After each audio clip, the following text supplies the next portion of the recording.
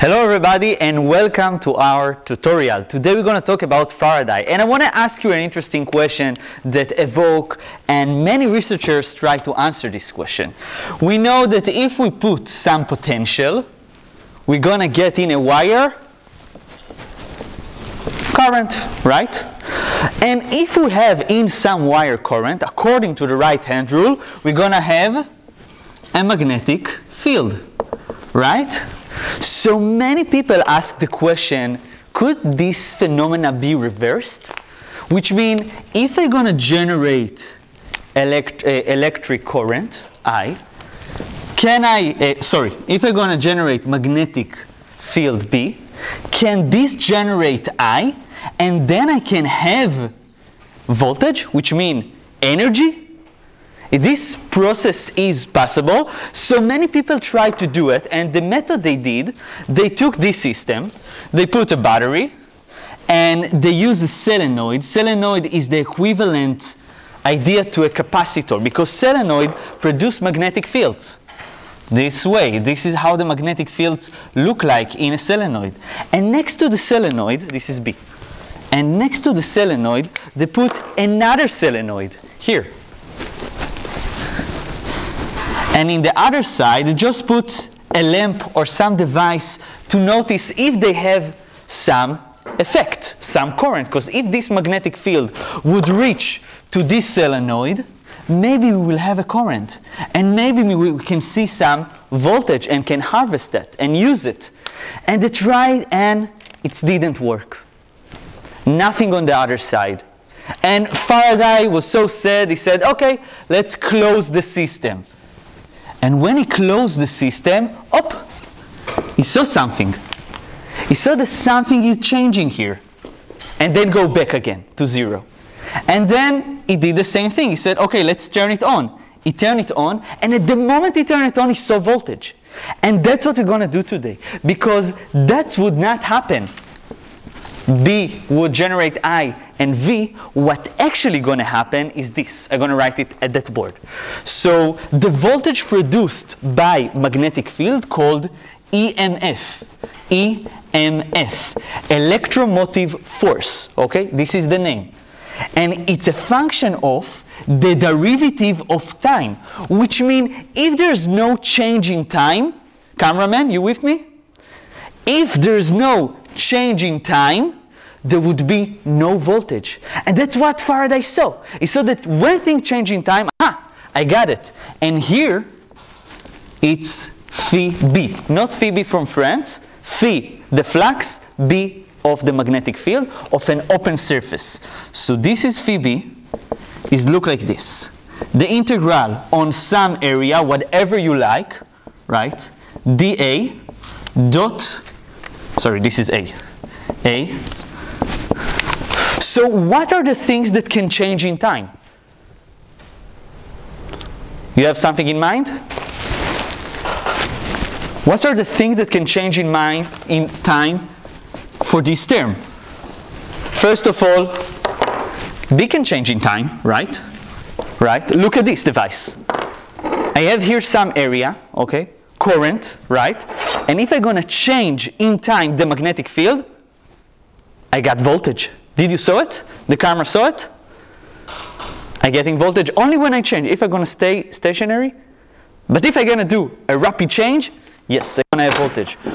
This going to be our second question. I also can change A.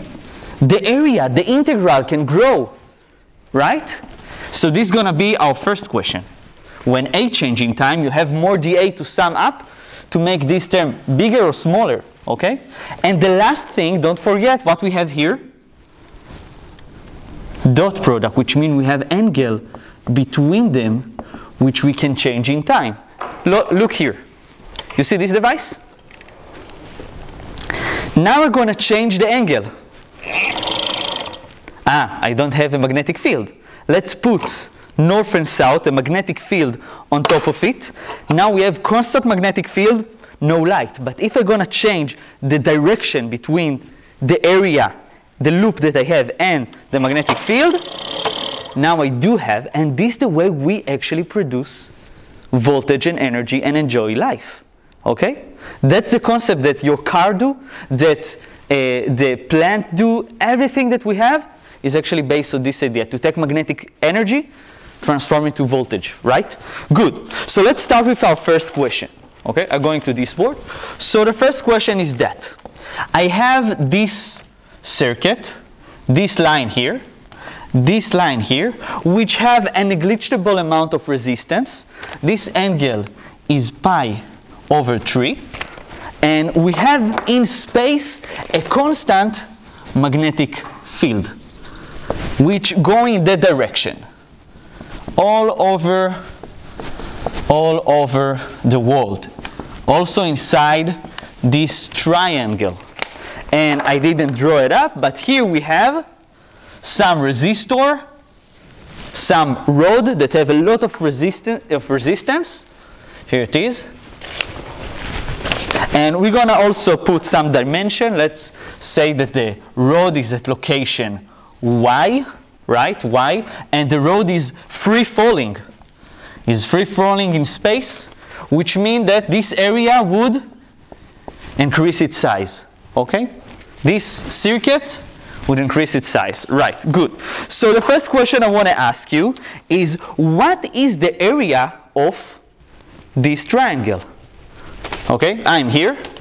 Okay, so first, let's call it A. What is the area of this triangle? So what is the formula for an area? Yes, half, right? It's not a square. It's half a square, which have a base, which change in time, multiplied by some height, that in our case change in time. Okay, good. So what is the height of this triangle? It's just y. Yeah, we are good. Okay, if we have y, that's it. And what is the base? So the base is just do the geometry, right? You can put here that, calculate what is that, multiply it by 2, use cosine, sines, tangents, right? And you can find as a function of, you can find this function as a function of the height, y, because this is the only information we have. The speed that this fall is physics 1, right? So if you're going to calculate that, you're going to end up with y squared divided by, you're going to end up with y, 2y divided by square 3. And this one going to cancel up with this, right? And this would be multiplied by this. So in general, what you have there is y squared changing in time divided by 3. Good. B, I want to ask you, why would be a current inside the loop? Why this going to happen? Okay? So the things that I want you to have in mind is that you say A would grow in time, right? This would increase. Agreed? Y increase, A increase. Agreed? Yes? Yeah. Good.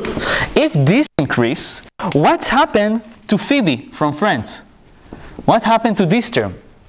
The integral would increase because A is over here. Is how many the A to sum up, right? So phi would increase. Phi would increase, which means it's going to change in time, right? So if this increasing, which means changing in time, the derivative would produce EMF, a voltage across this circuit, which going to produce a current, I. Is that clear? The concept is clear? So this is the steps I want you to see inside your head. Good, and with current, we can do whatever we want. We can heat stuff, we can work it out, we can use it. Good, and go to that board. So let's calculate the next parameter. And what we're going to do in this topic, Faraday topic, is actually we're going to do this over and over again. We try to get what is the current we eventually have. So what is, this is part C of the question, what is phi B? So phi b equal to what? Help me, guys. Exactly, it's the integral of an area, right, of b, which in our case is given and constant, right? Good. Dot dA, and now we can actually simplify this term. U, not function of time, constant, right? So you can go out and let's put your value. For example, b node, right? Good. Here we have integral of nothing, right, of 1. So this term is actually, if I'm going to sum all the small dA's, I'm going to get the full area. Right, good. And don't forget that we have this term, which means, tell me what is the cosines of the angle. What is the angle between our area, dA's, and B? 90 degrees, which means, don't worry, dude, this is 1. Okay? So in general, we get this easy term. Phi b equal to AT multiplied by our constant b, and we just found AT. AT to be y squared divided by root of 3 multiplied by b naught. So this is phi b. This is our flux, magnetic flux, magnetic rain that go through the triangle equal to that. Good. Next part, D. Can you tell me how much energy, how much voltage we're actually producing? If you know phi, you're just gonna take the derivative. That's the whole concept. So what is the EMF, the electromotive force? Okay? They call it electromotive force because it's got the ability to do stuff, okay? So that's the reason it gets force. It's not a real force, right? But you can do work and stuff with it, okay? So this equal, according to Faraday, and I want to emphasize that in my opinion, the 3 big peoples in the physics are Newton, Einstein, and people forget the middle one, right? They always remember the end and the beginning, right? And this is Faraday. So a lot of respect to Faraday, which state minus, and we're going to talk about this minus later, phi b. Okay? So what's the derivative of time of that term? The only thing that actually equal to something changing in time is y, right? So I need to have the derivative of dt of y squared b naught over 3. These two are constants, which mean minus b naught divided by square 3. And the derivative of that is 2y. And don't forget the inner derivative, which means that. What's this term is actually the velocity of the road, right? Y dot. Perfect. So this is how much voltage you're going to get, right? Good. Something I didn't give you, I told you that the road is a resistance, have some resistance, right? So I'm going to give you another piece of information. So the road have the resistance per meter of that. Okay? What do I mean? I mean that what is the formula of resistors? Yes, it's correct if you have the voltage, but general term of resistance is actually according to the geometry and material properties. If you remember, I gave you this trick. I told you to do a sad smiley, right? Remember this? Sad smiley. And then I correct this to be L, this to be rho, and this to be A. So this is the resistance. Resistance is said. So I just gave you this term. This term sometimes, you see A and rho together. Rho is the material property. A is the cross section that the current see when it goes through the wire. And L is how big the length, how long it is. Okay? So this term sometimes be called lambda, which is resistance ohms per length. So in our case, R is actually lambda multiplied by L, right? And L in our case is, how long is the base of the triangle? Clear? It's okay? So in our case, this is equal to what? Lambda multiplied by a small b, right? We're changing in time, which equal to 2y, so it's 2y divided by root of 3. So this is the resistance, and what I really want to ask you, so you know what is the total resistance? I told you that these two are actually negligible in the amount of resistance. This whole circuit connected in series, right? So it's just this, which is magnificent, and you see that y increasing, the resistance actually increasing. You see it? As function of time, right? So this is the total resistance of this triangle, since the two other really negligible. Good. And now I hope this question do you thirsty, because I want to ask you what is actually the current that we have and how we can find the current. Voltage divided by resistance. What? Voltage divided by Exactly, Ohm's law, the Beer law, right? Guys, do you feel that this tutorial is much easier than the tutorials that we have so far? You feel that all the information that you gather so far is actually helping you digest the concept which called magnetism, right? Faraday law is really simple to calculate this phi b compared to Gauss's law, right? Or compared to other. You're already familiar with all the terms, right? So this what makes magnetism much easier subject for us. Okay, good. So if I ask what is the current, actually ask what is I. This was D, this was E, right?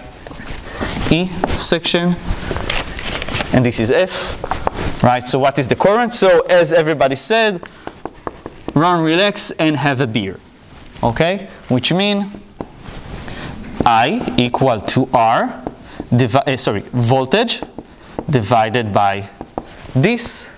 We know the voltage that we have. This is the EMF, right? It's the EMF, and we also found the total resistance in our circuit, right? The triangle circuit, and we can put both of them. So here we put this result, B 2y y dot, right?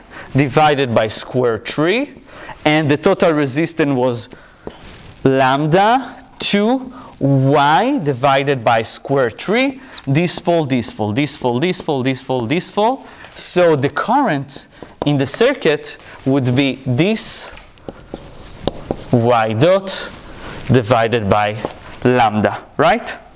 And the minus, don't forget the minus, thank you. And we have the minus, okay? Good, okay. Now I want to ask you, I want to raise a question, okay? This is a road. And what this road have? A current I, okay? We're going to discuss in which direction. And this road inside a magnetic field. What this road will experience? Exactly, it's going to feel some force, right? And what was the formula for which kind of force? Lorentz force. Lorentz on a wire, right? So I'm going to go here. So every time you're going to do this trick and you're going to generate some current, you're going to have force, Lorentz force. So let's calculate what is this force equal to. So what is actually the force applied? So the force is actually Lorentz force. And this is really the easiest term of it, right? Because the full term is do this integral, right? But in our case, it's simple, right? It's I, B, L, because everything is 90 degrees, everything is smooth and right, yes? So we found the current to be minus B y dot, right? Divided by lambda. We found B to be a constant, and we know what is the length of our resistor, right? It's just small b, right? Small b was 2y divided by square 3, right? Good. So if we're going to multiply them all, we're going to get the force. Okay? So it's equal to minus y dot b square lambda here, right? Square 3, and we have 2 in the front. Good. So what is the total force that apply on this road? If we're going to look here, the total force, it's going to be sigma F, right? If we decide this is yt, so mg, right, would be in a plus sign. And here we have the other force, which is minus 2y 2b lambda square 3. And note that you can actually say that this term is actually the mass of the road multiplied by y dot dot, and you can actually solve the movement of this road in space. There's going to be something that, what is going to do to the road? Try to stop it. You see it? So I want to give you here an example, a really cool example. So as you can see, here I have an open circuit, right? And it's go through the magnet really easily, right?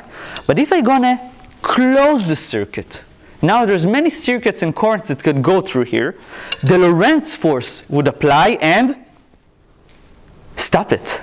Do you see it? Stop it. Okay? So I want to ask you, the final question is to ask you, what is the direction of the current? Should it go that way or should it go that way? And this is classic for exam. They want to see that you understand what's going on here. Okay? And I'm going to give you the trick. Let's say that I want to move some mass. Okay? If I'm going to move the mass, I'm going to feel some resistance. Of which force? The friction. If I'm going to push that way, what the friction would do? The other direction. The friction would try to stop me. Let's think the other way around. If the friction would help me, so I would push it, friction would increase the pushment, and this would go to infinity. This cannot be according to a conservation of energy. So when I do something, I expect the wall to try to stop me. And this is the concept of, camera, Lenz's law. Lenz's law said that the EMF that would appear, the current that would appear, the Lorentz force that would appear would try to stop the change.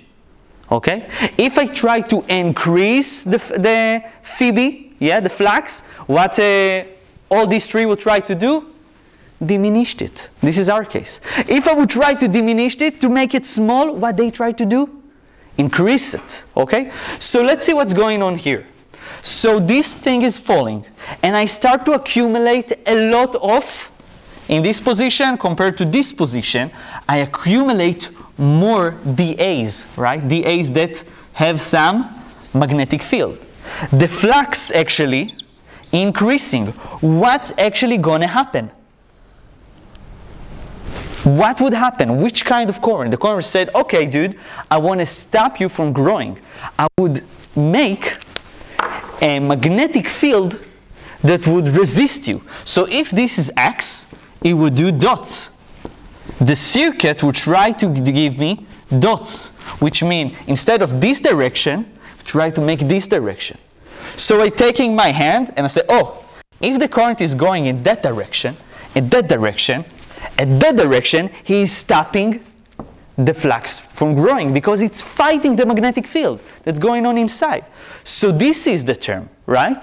If we're going to use the right-hand rule, I'm going to see that the force is actually going to go in that direction, right? So this is what the force actually is doing, right? So I is the voltage, right? Right? And the magnetic force is the other direction. So it's trying to shrink it, to stop it from happening, okay? So this is the concept. So right now we only change, when I go back to the flux, when I go to the flux, we talked, what are the creatures that can change the flux? We have three of them. One is the, in this case, area. The integral is increasing, the phi b increasing, right? What else we can do? What? We can change the angle play, and I'm going to send you a special question regards the angle. And the last thing is? magnetic field? I can change the magnetic field, right? So stop the camera. Let's do another video. Let's do another shot of another question.